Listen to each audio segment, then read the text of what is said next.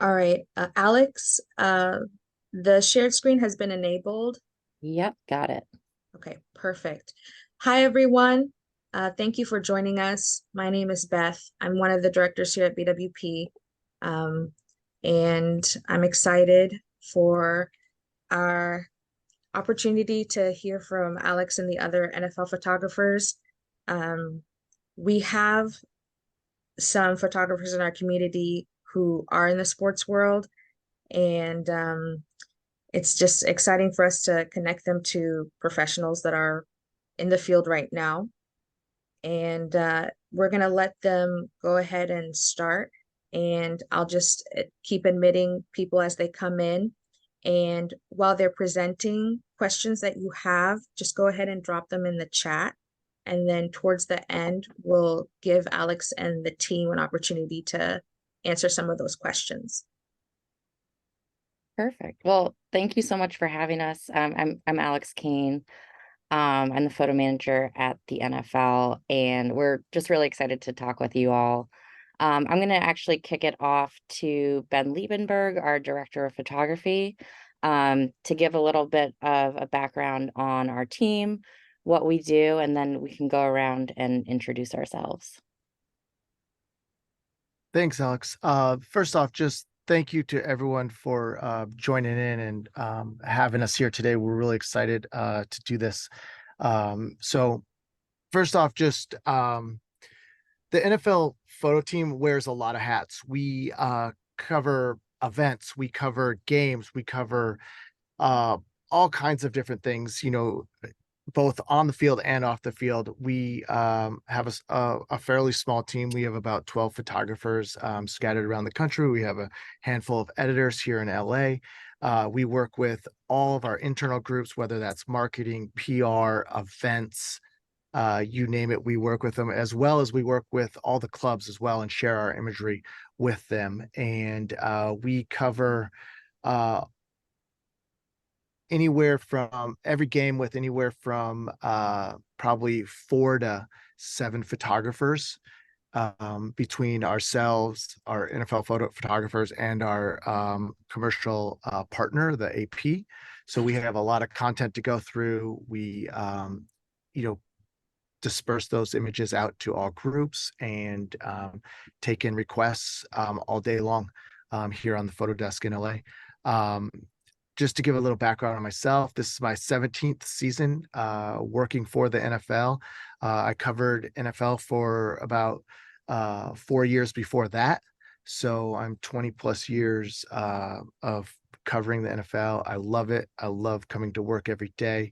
It's been a fun, wild ride to say the least. And I'm honored to work with the rest of the people on this team. I think it's an amazing team. They're amazing photographers, and I think this is going to be a great hour of questions. And I think you're all going to get a really good glimpse of what it takes to work in the NFL, to work in football, to work in sports, and just to work as a creative here. So, whoever else wants to chime in.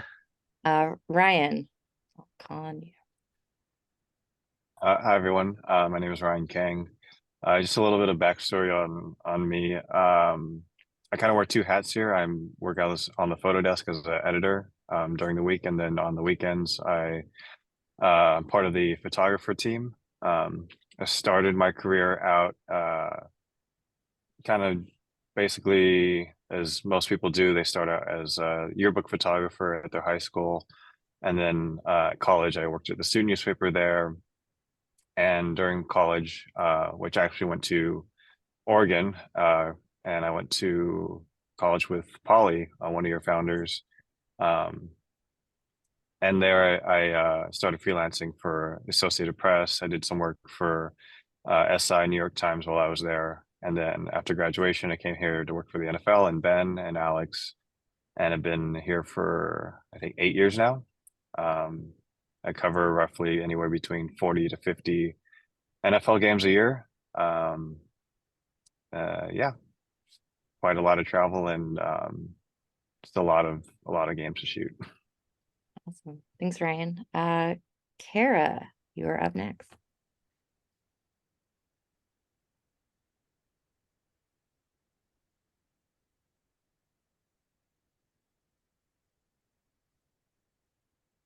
Kara, I think you're muted. That's a classic Kara move right there. I was just saying it's nice to meet everybody virtually, or I'm sure I know some of you on here. This is my second season with Focus, and just absolutely humbled and honored to be a part of it. Our team is super supportive, and they walk the talk. So always learning, and I do that on the weekends, but by day I'm a digital marketing professional for a school in Raleigh, North Carolina. But I do have 10 years of NFL experience. I worked for the Atlanta Falcons from 2013 until 2021, and that was incredible as well. Not just to be on the team side, but to be in the city of Atlanta is just a really special place. So I'm lucky to have had that experience. Awesome. Thanks, Kara. And we have Alika on from London this week. Hey everybody. I'm Alika Jenner. I live in Seattle. I think I've been with the NFL for 3 or 4 years, I believe, something like that. I also work for Getty Images, and I work for the local university, University of Washington. And I am the team photographer for a couple of programs there.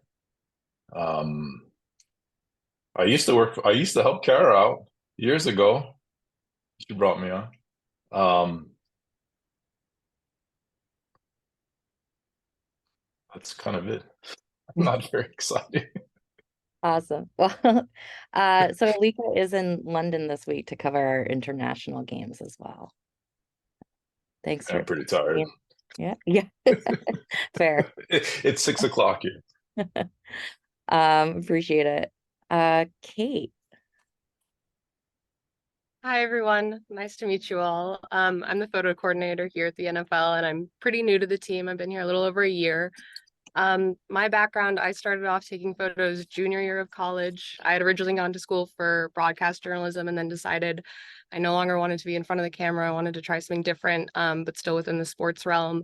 And I went to a super small liberal arts college where sports were not a big deal at all, but I was an athlete myself, and I was like, it would be nice to take photos. And I started doing that and quickly fell in love with it, decided that's kind of where I wanted my career to take me. And I had gone home for a summer, and my parents live in Santa Fe, New Mexico, and there's very few sports there, but there is a random independent baseball team there, really low level, way below minor leagues. But I reached out to them and said, can I take photos? Can I do an Instagram? Do you need anything? And they said, sure, go for it. And that's kind of where my career started. And then I took a bit of a linear path within baseball, just kind of moving up from independent league, and then ultimately was working in AAA for a few years, and came out here to LA and was kind of finding my footing, and met actually had a lunch with a group of women who are all sports photographers in the area, who were really welcoming and encouraging. And one of them was working at the Dodgers at the time, and she said that they were looking for an opening for an editor, and I got that job having baseball experience and having talked to her and met her, and then ultimately saw there was an opening at the NFL and applied here as a game day editor, and got that role, and then transitioned into coordinator. But I think it's really refreshing sometimes to hear that there are jobs that you literally just see online and apply and get interviews and can get to, because sometimes that feels really unattainable, and it feels like you have to know someone and you have to have a connection. But I know myself and other people on the desk did just apply and had the experience and the work where it was able to work out to get here. So that's a little bit about me. Awesome. Thanks, Kate. Next up we have Brooke. Hello, I'm Brooke Sutton. I'm a photo editor here at the NFL, and this will be my 3rd season now. I started working in sports, shooting sports when I was 15. I grew up in the San Francisco Bay Area, so I've always wanted to work in sports. Football has always been one of my favorites to shoot. and also to watch as a fan. So I really started in high school just shooting any athletics I could, and had a lot of really good mentors in our yearbook classes, and also a photo teacher that really started this all out for me. Then it took me to Boise State, which I think was a huge turning point in my career. Since it is a smaller school, I was able to have access to all athletics pretty much right away as a freshman. So I know in a lot of bigger programs, that's kind of unattainable at times. So I think that really helped me cover all sports, even events. We covered all university events as well. So I think it really helped me be a well-rounded photographer and try to gain every perspective possible. From there, I got an internship with the Arizona Diamondbacks. Unfortunately, that was the COVID season. So I was laid off shortly after that. And from then on, I really just had to hustle on my own. Obviously, the economy was terrible and there were no jobs. So I freelanced where I could. The Diamondbacks were gracious enough to let me be in their freelance rotation that following season.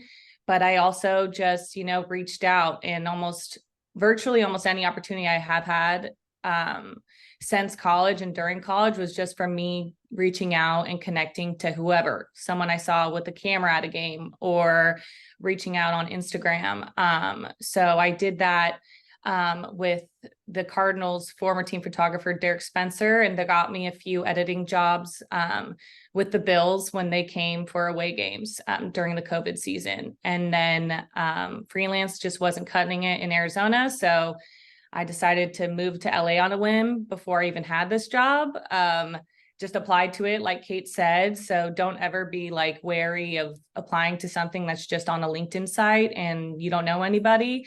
Just do it and let your work speak for yourself. And just, make sure you're being your biggest advocate, and even in your cover letter, make something show what's unique to you as a person, because being a good person and helping other people out is a huge attribute in this industry and will go a long way past even if someone has better camera skills than you. Just being a good human in this industry means a lot to a lot of people, because ego can get in the way a lot in this industry on top of other things.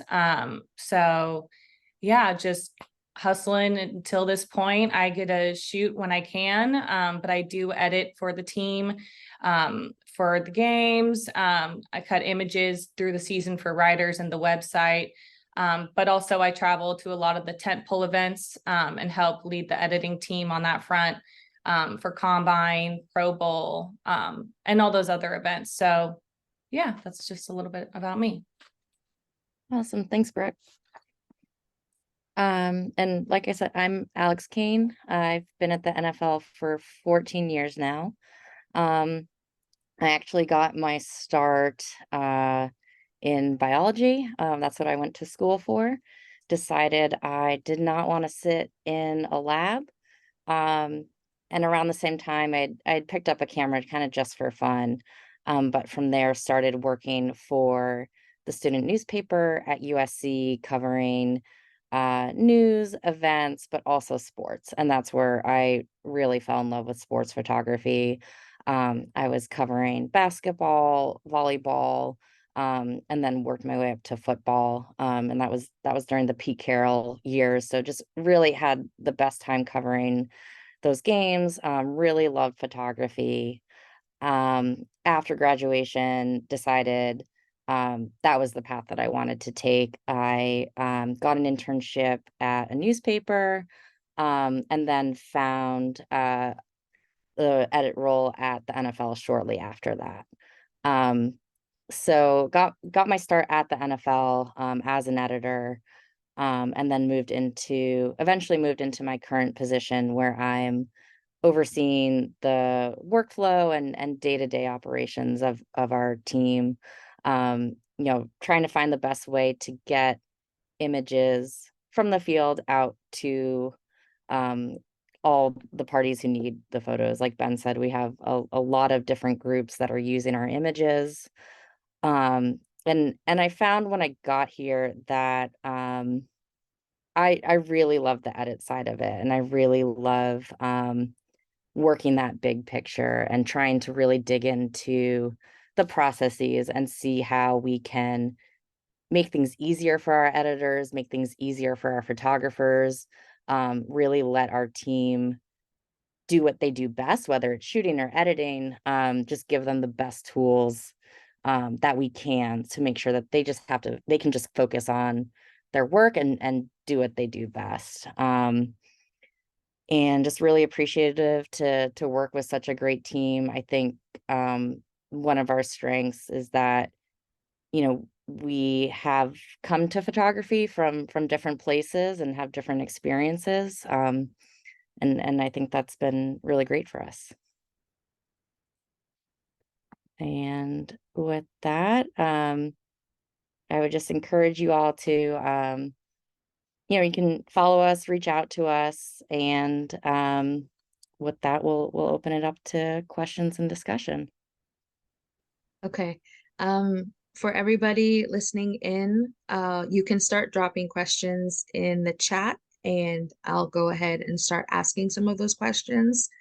Can you, Alex, and some of the others talk about what a typical day or week is like for you guys as a sports photographer? When we talk to photographers who have never been in sports, they don't really know what to expect, and sometimes their view is a little bit like idealized or romanticized. So what does your day and week actually look like? Does one of the photographers want to take that one? I'll kind of start. I think, you know, first off, it's kind of doing a bit of your homework before the game. It's knowing the teams, knowing some of the players, knowing who to look for, knowing a little bit about the sport itself is always going to be helpful.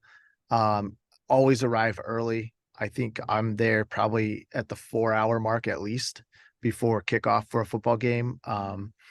And you know, I think it's really just, you know, be prepared. You know, Ryan, Kara, Lika want to chime in on that? I agree. I think following up on the team, I think that the hardest part that the difficulty I have is living in Seattle and going to Buffalo and shooting a game there.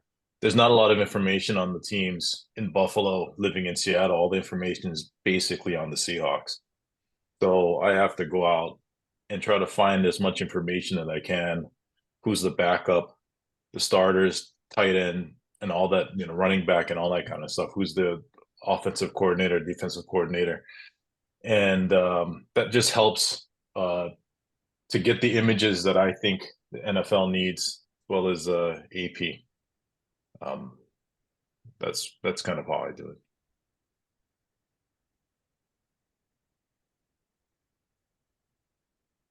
I guess I can speak a little bit to like the whole romanticized idea of this job.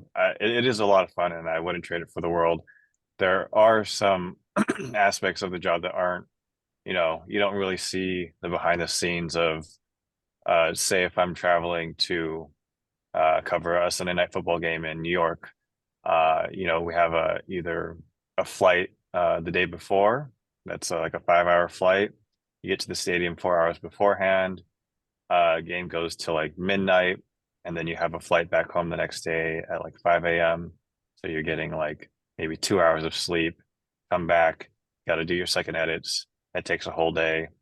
And then either you're going back to a Thursday night game, or you're doing, like, for example, during the preseason, I shoot 4 games in a row, Thursday, Friday, Saturday, Sunday. And it's shoot the game, go to your hotel, maybe get a bite at McDonald's if you have time, and then travel the next morning at 5 a.m. to the next game, and doing that same thing for 4 days in a row, where you get maybe like 4 to 5 hours of sleep if you're lucky every night. But again, like I said, there's only so many. We're very fortunate and lucky to be part of this team and to be doing this job. You know, only so many people in the world get to say that they shoot NFL games.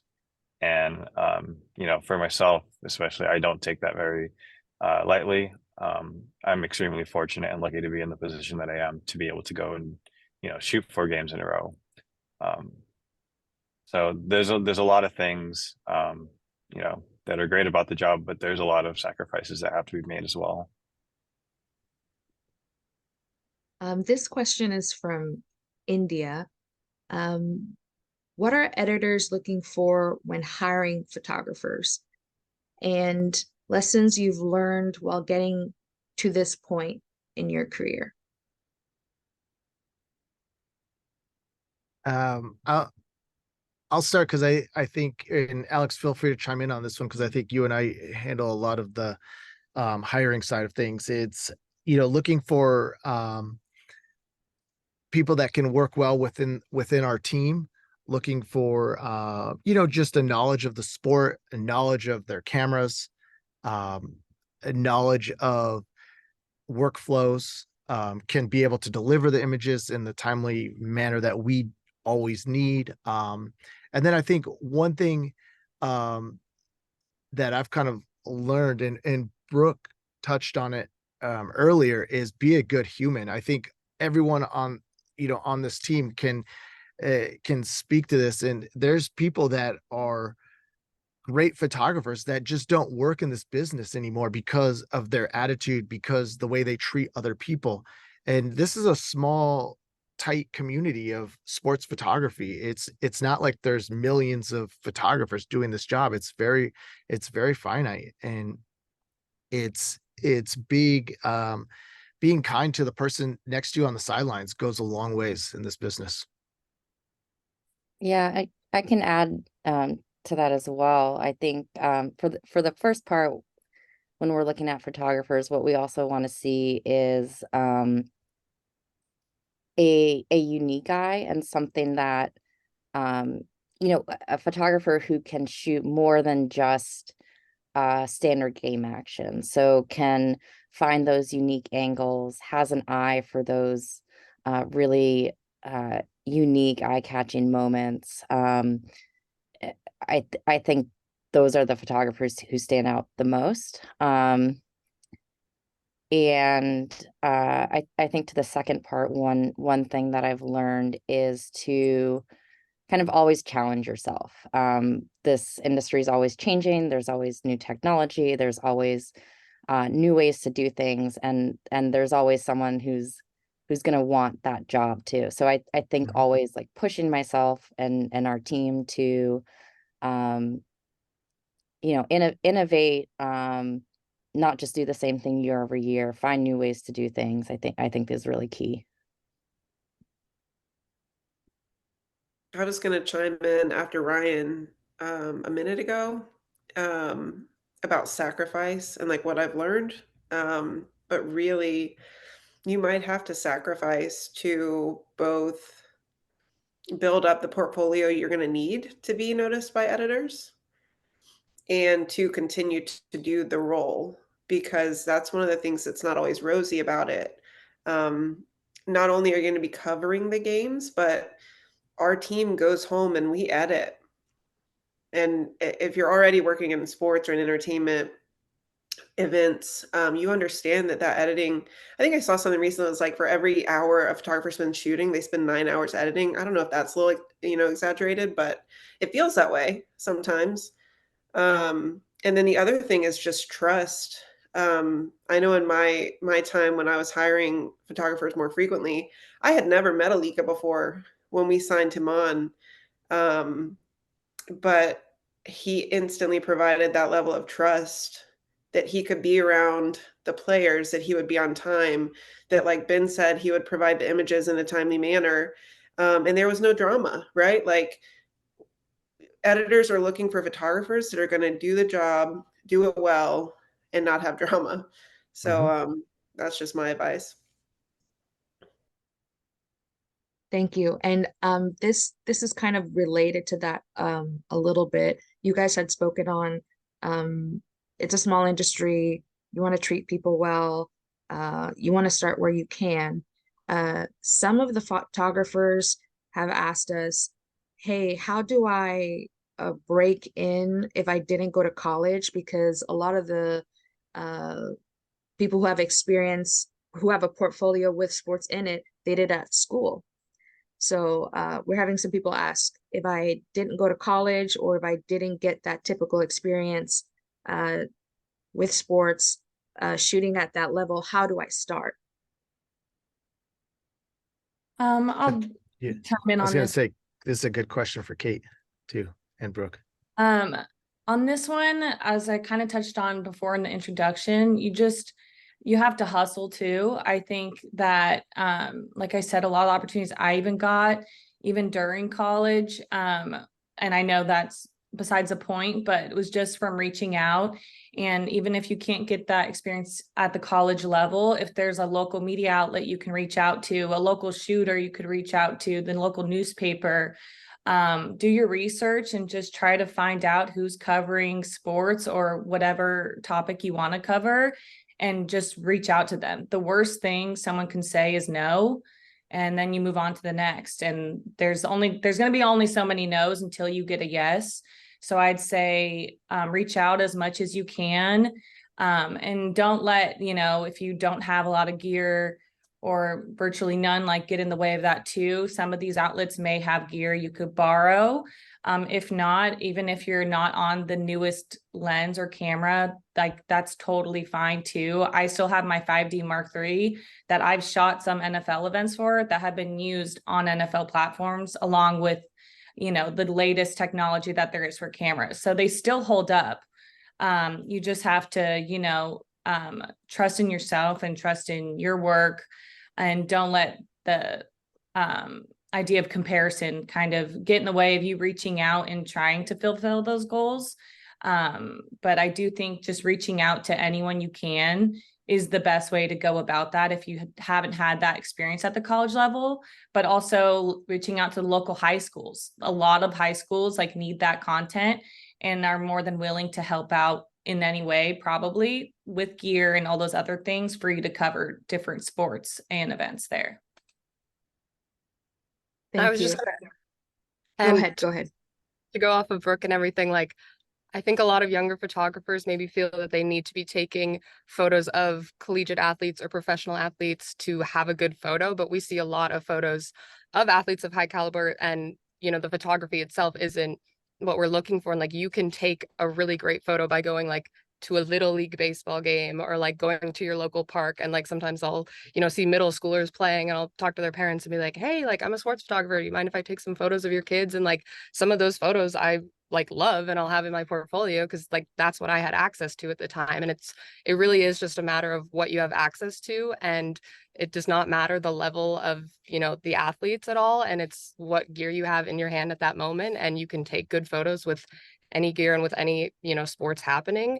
And again, what Brooke says, cannot emphasize enough how important it is to reach out and never feel like you're bothering someone and, oh, they don't have time for this. I think we're all aware of the barriers of entry into sports photography, and it is a hard field sometimes to get into when you feel there's not people who look like me on the sideline, and I go and shoot an event and I'm the only woman there, and sometimes that is discouraging. But you have to just remember that your work is valued and you're important there, and to just remind yourself this is what you love doing, this is where I want to be, and you deserve to take up that space. And it's just really important to reach out, and we all want to help people. We're aware, it's kind of myth of meritocracy within lots of industries, and we want to help people and we want to break those barriers. And so just reach out to people, and just advocate for yourself, and always stand up and know that your talent will speak for itself. Charnel asked, is it best to present a portfolio when you're trying to break in? I can take that one. Absolutely. A portfolio is only going to help you. It's the first thing we want to see when we're looking at photographers. Also recommend making sure that that link to your portfolio is on your resume when you apply. That's one of the biggest little pieces of advice I can give. But yeah, absolutely, a portfolio I personally prefer looking at a website first, and then I'll look at a photographer's Instagram. I think having both the site and the Instagram is really what I would recommend. Okay, now I want to switch to game day questions. I want to try to get as many of everybody's questions worked in. This one is from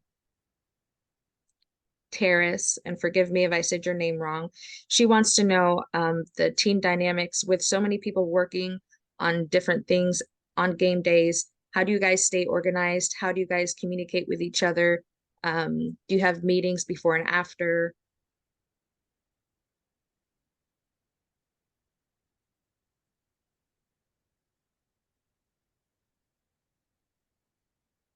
I'll chime in here. I mean, I think we communicate on Slack.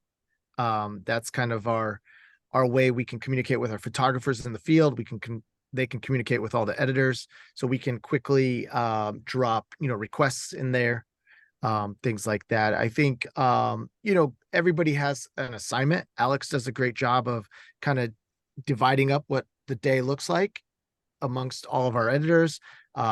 And then we know, we have 12 photographers out in the field, so we know what's coming in. We know, everybody's kind of on the same page. We've had the discussions of, when we get to a game, what your kind of assignment is, what your shot list is. You're kind of going down the checklist at that point, and then everything is coming back into the office.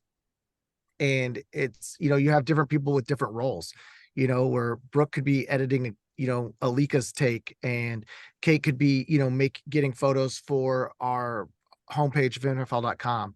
There's kind of just everybody has their predetermined assignment. Yeah, and just to add on, we do a lot of prep ahead of time with the different groups at the league to make sure that we know what all the needs are each week. Kate does a great job putting that shot list together, communicating with all those different groups, and then we distribute that out to the photographers ahead of time, so everyone knows, here's the key storylines, here's what we're looking out for this week at your games. We heard a rumor Taylor Swift might show up, so we really try to communicate all of that ahead of time as best we can. Yeah, just to chime in on that, I just want to give a good shout out to Alex and Kate, because they're the best on preparing us for every week.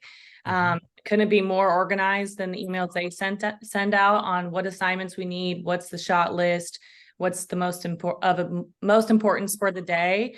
And I think just having a really good team at the end of the day is what helps us keep this machine going. And Alex and Kate are a really huge part in that. So just wanted to add that.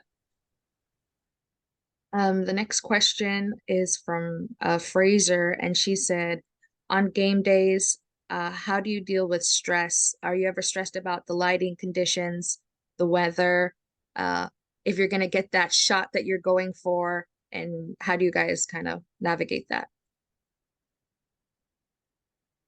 Oh my God, so much stress. Yeah, I mean, everything about what she just or that they just talked about, we're looking over beforehand. Every time I travel, I look at the weather. If it's raining, you got to pack that extra rain gear, you got to pack extra clothes. A lot of stress also comes from certain teams that I would say have some more restrictions with where we can go and what we can do. I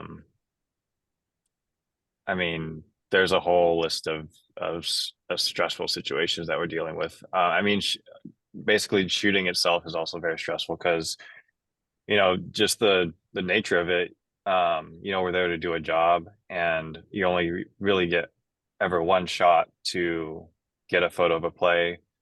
And you just kind of have to be ready. And I think that's where a lot of my stress comes from, is like being confident enough and knowing that I'm able to, carry out the job and get those photos. But a lot of times it's just running down the field, not being in the positions that I need to be.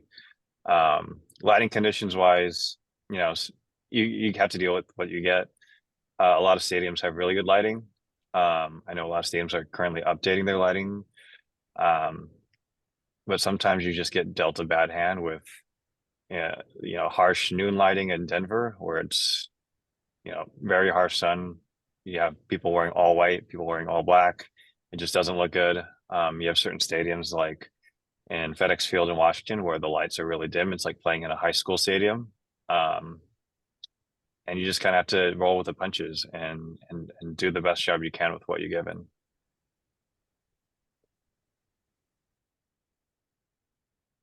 I wanted to jump in there because I tend to be a very stressed out person, but I try to carry it well. Um, just because um, we're at this high level of sports photography doesn't mean we don't go out there and aren't nervous. A lot of this job is stepping out of your comfort zone and just saying like, listen, like it's what Kate was saying, like you have to remember your value, your worth. You are there because you're there. You're like you deserve to be there. Um, Going into a huddle, I think the first week of the season, Ben sent out a note and was like, I want pictures like this. And it was inside a huddle, wide. The most stressful thing in my life is going into a situation like that. Because you are taking up space, but you also have to be invisible.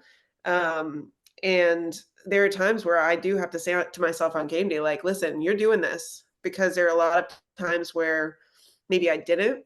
And like Ryan was saying, like, you don't get the moment back. So you're there, you have a reason to be there, you deserve to be there. And you have to make the shot or else it's gone. Also, Steadicam and TV cameras are always getting in the way. And that's just one of the other stressful things is you have to worry about other people getting in your shots, and it's just not a fun time when you're dealing with that. I'm gonna ask this question from Charisma, and then Terrace, I'm gonna unmute you so you can ask your question. How do you teeter the line between getting a good shot and being too close and annoying when it comes to like celebrations, handshakes, special moments? I think it kind of goes to what Kara said. You want to you're there, you're taking up space, but you want to be invisible. You're not trying to be annoying. You don't want to get it is a line that you walk, and you want to, get those nice close-up shots. And that's kind of, part of the stress that we all go through is like, am I too close? There's a lot of these players, by the time they've gotten to the NFL, they are used to people being there. They are used to cameras. There's a few people that will say, look, if you get too close, they'll be like, hey, give me like 2 feet. They'll kind of push you back a little bit, and that's it. I think it's pretty rare that we really get yelled at. I think like things like celebrations, you're if it's happening on the field, you're on the sideline. You're not really that close. If it's post game, you're getting out there, and I think everyone on this team will attest to, sometimes those post game handshakes, you're slammed in a crowd of people, especially at like a Super Bowl, you got 100 you're people like trying to get that same photo. You're like And you're -1 smashed feet and- between. I mean, I've almost lost my glasses. I've lost hats. You just don't. You're just holding the camera, hoping you're getting something. And some of those things, it's really you don't. Sometimes they kind of just they're have a mind of their own, and they're going to tell you what you're going to do. And there's sometimes where it's just luck of the draw too, where coaches may like all of a sudden turn and you just have a back. I think for me, it's kind of, I mean, the players are humans too. I'm like, you can tell when you're getting too close to someone, like in a line at Starbucks or something, like you're a little too close. And it's the same way it goes with players. Like you can tell by their reaction and their body language, like, back up a couple feet. And there's, of course, like when Ben said, there's no other choice but to be 2 inches from their face.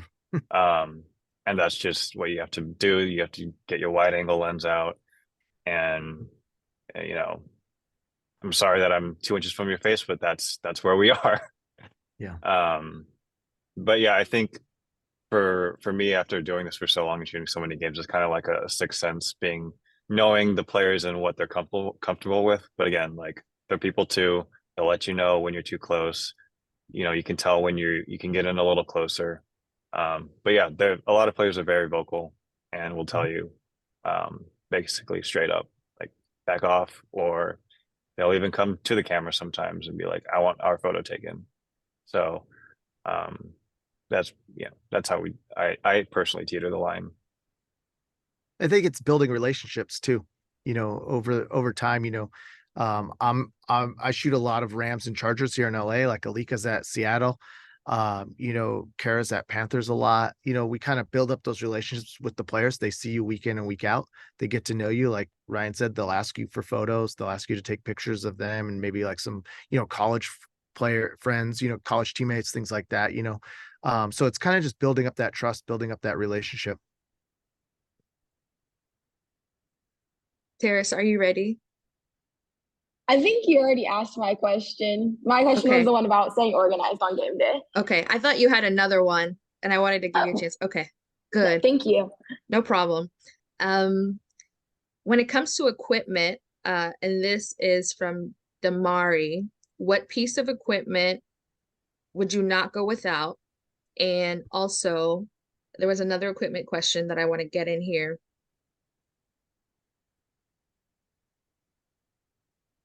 Bear with me, guys. I'm scrolling. I'll answer I just see the question, RAW and JPEG. I shoot both. Okay. And I think most of the photographers do shoot both, or at least RAWs, because we do a lot of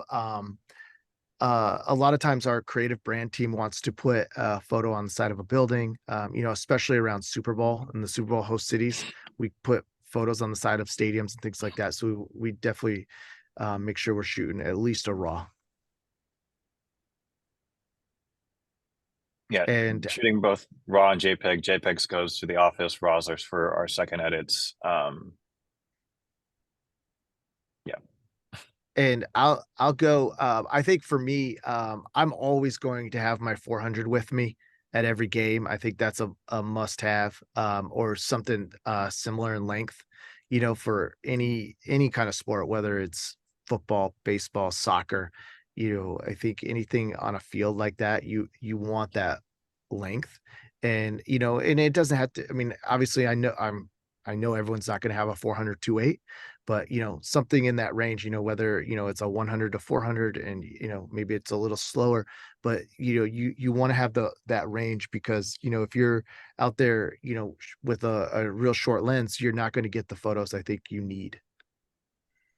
Going off of that, since like 400 is a huge like investment piece to have. I think that if you are just starting out, or if you do have some money saved up to invest in a lens for sports, the lens that's helped me out through my entire career still have the same one as a 70 to 200. 2.8, I think is the best piece of investment you could do for sports. It might not give you the best focal length, but it gives you the best range. It gives you a little wide. It does give you that zoomed in focal length as well. But if you do have a piece, if you're contemplating what to invest in for sports, or even just a lot of other events, it is a super versatile lens. And I don't think I would be where I'm at today if I did not invest in a 70 to 200 so early on in my career. That was the first lens I ever bought. Yeah. Same for me. Yeah. I Third, think with fourth, that lens. Yeah. I think with that, my advice too is, pick your spots and where you're shooting from based on the lenses that you have. Get closer if you need to, find those angles that are going to work better for the equipment that you have. You can take great shots with, like other people have said, any equipment. Just know your gear and pick your spots based on what's available to you. Scotland wanted to know, at that level, are you guys expected to supply all your own lenses, or? So I think a lot of us, yeah, go ahead. A lot of us are also freelance photographers, so that requires us to have our own gear. And I know a lot of people have personal opinions and what they like about certain brands and what they like to use. like for myself, I shoot a lot of Canon. I shoot a lot of prime lenses, so that's what I'm comfortable shooting with. And that's what I use for NFL games. Now, obviously, depending on where you work, will dictate uh, what gear that you have. Because if you work for like a newspaper, for example, they might supply gear for you, and you have to use what they have. Ben, do you want to continue with what the NFL does? Yeah, I mean, we definitely have a pretty good gear cabinet here in our building. The NFL does, supply some gear, for everyone to use. I think, like Ryan said, most companies, if you're in a staff position, you're going to have gear. I think, the nature of being a freelance photographer is you have to come up with your own gear. And it is an investment. And, I think that's the just the tough part. There are some companies like, that may have some longer lenses that, just kind of that are shared community, for anyone they're hiring, or, for the people they have on staff too. It's gonna vary. But I think, like Ryan said, know the lenses you want and work within your budget. And like Alex said, put yourself in those positions to use those lenses that you do have. Okay, some of the next questions I want to make sure I get in are more on the editing side because we do have some photography editors. Yeah. First question, what skill sets are important for starting out as an editor? I think one important thing to kind of get familiar with as an editor is photo mechanic. Most companies I've worked for have used photo mechanic in their workflow to caption and edit images. So I think getting familiar with a lot of those sort of applications. Also Photoshop is usually a main tool that most companies use. Some people prefer Lightroom and other apps, but a lot of the companies I've worked for have asked for Photoshop experience and photo mechanic experience. So I think getting familiar with all of those sort of softwares and, just a simple, just watching YouTube and going about that in that sense is a lot of the ways I've learned a lot of things about my workflow for editing, and also just asking other editors. Again, reaching out is a big thing too. So that kind of helps you get prepared for a lot of different scenarios. It's just by kind of picking other people's brains on their workflow or what works best for them. Photo Mechanic has a free trial, I believe, too, for 30 days.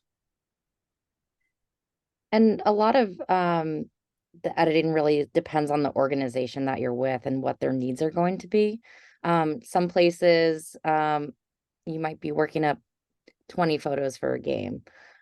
With us, we're dealing with a really high volume and really quick turnaround. So for our editors, it's a lot of learning how to deal with hundreds of images coming in at a time, being able to quickly make those selects, quickly edit in batches, and quickly caption. So anything that you can do to kind of understand those workflows, and again, depending on the organization and where you're at and what they're looking for. We also have a really editorial approach to our edits. We don't make a lot of big creative changes to the images. We want a pretty natural color and tone to the photos because they're going to go pretty wide. And so we want to let the end user really be able to edit further if they need to, depending on the final application. But other organizations and other roles might ask for different things. A lot of social photo editing roles might have you do more creative edits. So all depends. But for our side, it's really that high volume and that accuracy is key for us. And I know we had asked this question towards the beginning, but somebody wants to know, as a photo editor, what's the best way for me to build my portfolio and resume as a photo editor? And what are some no-nos for resumes and portfolios? That's a good one. I think kind of like photography, there are freelance opportunities for photo editing. So I think, finding those opportunities, whether it's with a wire service or a team, those opportunities are out there. In terms of building a portfolio, for editors, I still look at photography portfolios, because that still gives me a sense of their eye and what they're looking at in images. You can show and edit on your site. You can do before and afters, or you can show the selects that you've made. Really, I'm looking for what images are you selecting and how are you editing those? So making sure that, your horizons are straight. All that is really key when I'm looking at a portfolio for an editor. Okay. Was there a we have second part to that? no, you did good. That was it. We have about 10 minutes left, and thank you to everyone for asking questions. And I want to thank the team from the NFL also helping answer some of these questions in the chat. We've gotten through a lot of them.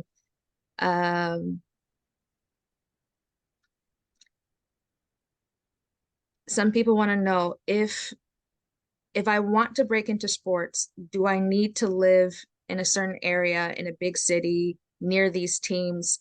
You guys had mentioned that you travel a lot and that you're freelancers. You also do freelance work. Do I need to move to a place where there's a team? I mean, you're going to have more opportunity where there's more teams, obviously. But obviously, I know people live everywhere, so it's looking like Kate, for example, looking in for small town, small team, maybe there's something local, that doesn't always have to be, NFL, MLB, NBA, NHL kind of thing, look for those smaller market teams and things like that. Yeah. And especially like when starting out and building your portfolio, like there's going to be a high school somewhere around you, like go shoot high school sports. That's definitely like a great way to start off. Yeah, don't feel like you have to be, at a major league to make portfolio photos. Early on in my career, I shot a lot of just, local sports, whether that was just little league or lacrosse or high school football, things like that. And you can make just as great photos there as you can at an NFL game. Yeah, those opportunities also, I think, really give you a great chance to learn and experiment. You're going to get way better access at a small local team than you will at NFL. So those are really fantastic opportunities to take great photos, to get good access, and really gain those skills and build your portfolio. I would also say, sorry, go ahead. Sorry. Go for it. I would also say whatever lens and camera combination that you have, just really work what you have. Don't think that if I get a 7200 or 400 that all of a sudden my photos are going to be magical. I think you just have to work with what you have, and as you get experience using it and you figure it out, you'll understand the limitations of the lenses and cameras that you have, and then you'll understand what it's like to use a 400 or a 7200. And even with a wide, the top of the line 24 to 70 is 2.8, which has a shallower depth of field. Sometimes you'll use something that's 5.6. You'll just to get more scene setting images, which a lens that you could pick up at Costco in a kit comes that way. And just I would say just don't think, I just don't want you to think that I have to have these lenses and that's what's going to make me. Go out there, like everyone said, shoot at high school. You don't go out to the pros and first day and then it all happens. You have to work your way up. Go to a high school, get that access, like we all said, and build your portfolio that way. Use light, look at your images, be honest with your images, review it, think about how you can improve on it, go back out and try again. Because if you present these images to these high school kids, they're all going to think it's great. And that's really what it's about. Just trying to get better day by day, week by week. And sorry, I was sorry to interrupt you, Brooke. Go ahead. No, you're totally fine. I just wanted to add, being in those smaller niche local markets is such a great opportunity for you to build your portfolio. And it's almost better than being in these larger markets, because even once you get to these larger stages and there's these professional teams, it's way harder to get your footing in. So you're not necessarily going to probably shoot as much. Like, I'm not nearly shooting as much in LA as I was shooting in Boise when I was in college. And sometimes I'm like, oh, I miss it so much, because I think I took that time for granted and the access I did have for granted, because it's really hard to kind of get that like unfettered access again. So I would just say, don't take your small local markets for granted. That's really where you can get a lot of your best images and just build yourself as a professional.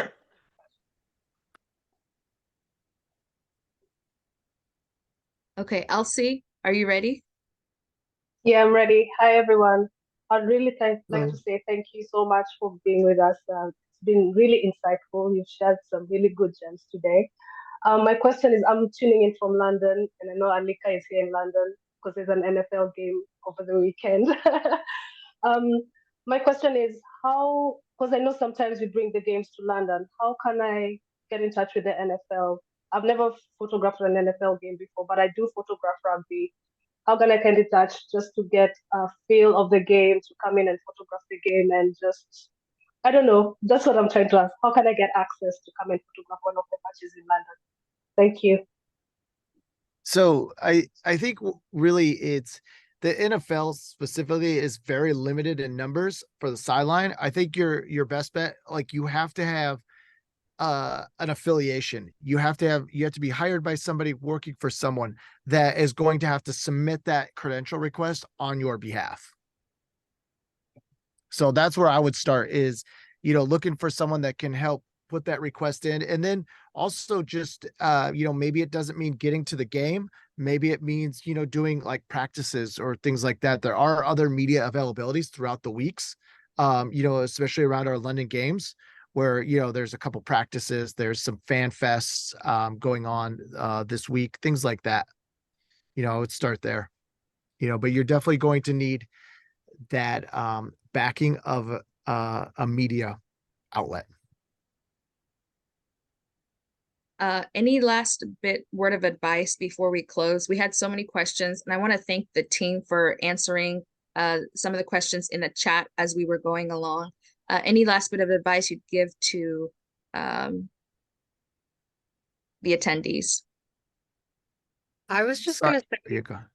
I was just gonna say really quickly that, like Alika said, like, it's just a matter of trying your best every single day. And because you have to remind yourself that, like, when you're scrolling on Instagram, like, you're seeing 10 of the photographers' best photos, and they're taking, 4,500 to 6,000 photos a game.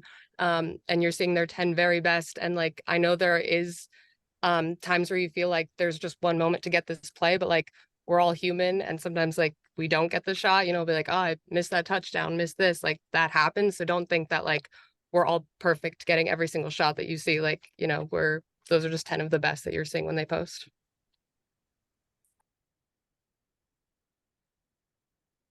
And one more thing I'll add, because I kind of got cut off earlier and lost my connection. But for those just starting out too, what was really helped me get my foot in the door was assistant work, working for other photographers, just, carrying lenses. I was lucky enough to assist for Sports Illustrated in college and got to know a lot of the photographers that I looked up to and watch them work. And you can learn a lot just by seeing what they do. Something I always say, I included this in one of our NFL focus spotlights. The NFL shouldn't be the end goal. The goal should be to become a better photographer, and you can do that on any platform, whether that's high school, college, just your local PV league. You can make great photos anywhere. And the NFL is just another sport that you can make great images at.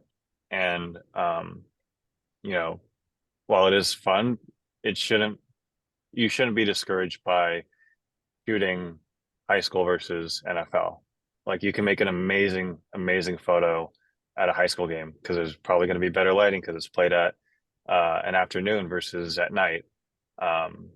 So that would be my piece of advice, is just focus and really hone in on your art and hone in on your skills. And, you know, eventually you'll get better, and hopefully one day you'll be on an NFL field too. Awesome. Thank you. And I want to thank all the ladies for attending. We had about 50 from all around the world. Thank you for participating. If there's any question that you wanted answered that we couldn't get to, feel free to email us and we will try our best to get to that. And I just want to let everybody know that we will be having some more content and some more opportunities to hear from other photographers and editors in the industry. So just stay tuned. Also, we will be working on portfolio reviews, and we're going to be emailing you guys about those opportunities in the future. So thank you again for attending and participating. And Alex, thank you. And you can just end. Yeah, just thank you all so much. A few people have asked for Instagram. You can follow us at NFL Focus on Instagram.